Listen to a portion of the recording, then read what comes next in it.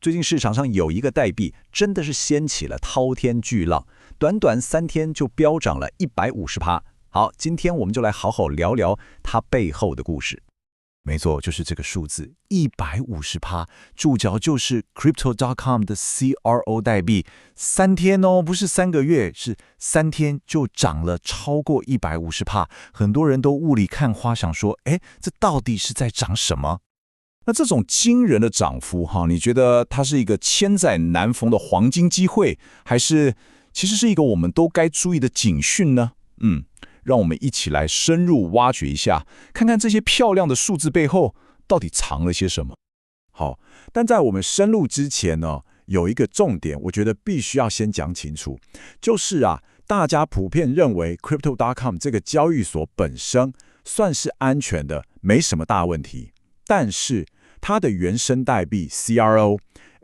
它的历史记录上可以说是有几个蛮严重的污点。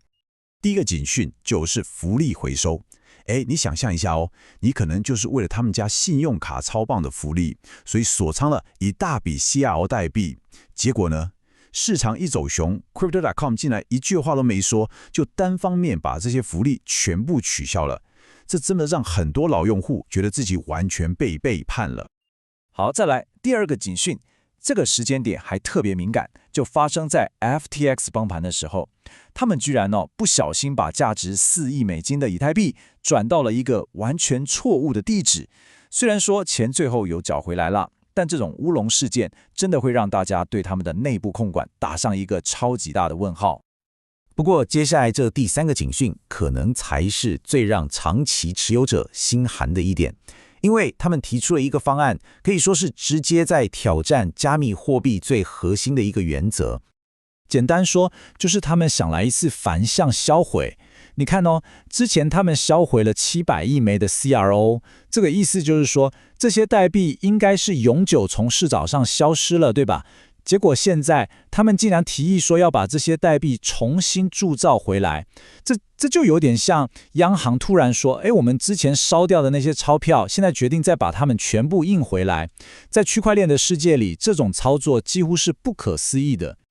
那也难怪社群会炸锅就出现像这还叫区块链吗？这根本就是联准会在做的事吧？这样的质疑。这种操作让很多长期支持者是彻底失去信心，开始怀疑这个专案的去中心化精神到底还在不在。听到这里你可能会想，好，既然有这么多警讯，那为什么我们还是看到有这么多人在推广 CRO 呢？特别是一些网红推得特别卖力。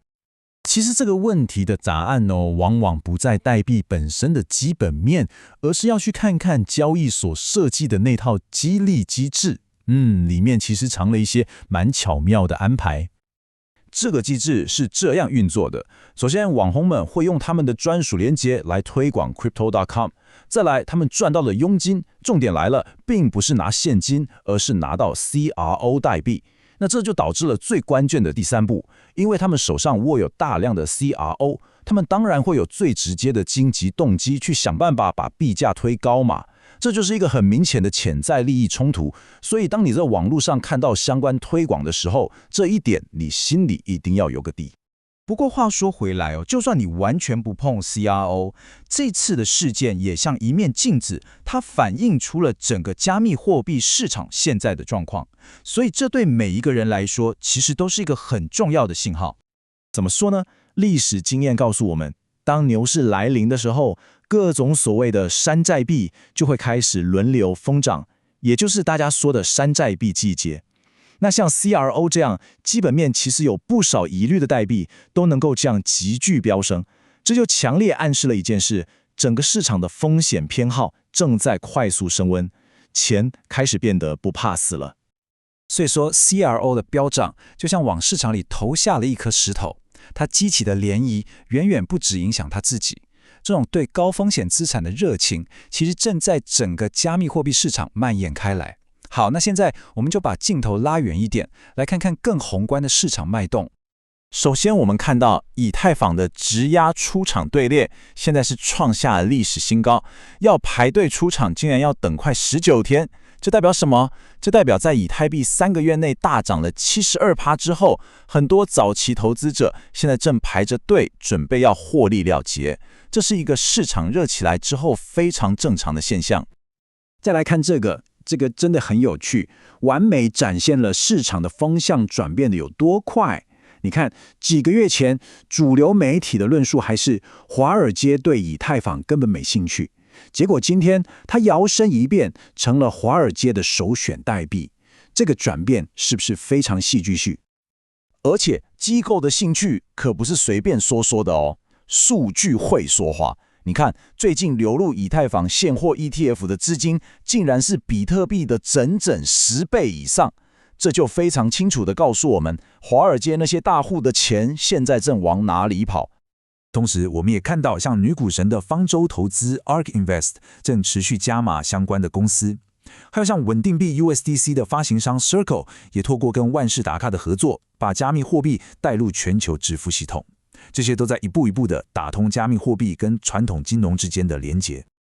好，最后一个趋势，我认为这也是最重要的一个，就是那些科技和金融巨头，他们现在不再只是投资加密货币了，他们开始自己跳下来，要打造自己的区块链基础设施了。你看，从摩根大通、Stripe 这些金融支付巨头，到现在连科技巨霸 Google 都被报道说正在开发自己的 L1 底层区块链，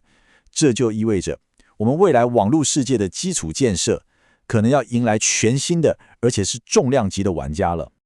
那这就给我们留下了一个最关键的问题：当这些科技巨头都建立起自己的区块链时，我们所处的网络世界未来是会更去中心化，还是反而会被这些巨头重新中心化了呢？从 CRO 的投机狂热一路看到 Google 的下场布局，我们可以发现，一个代币的故事往往只是表象，它底下更宏大的市场趋势才真正描绘出我们即将走向的未来。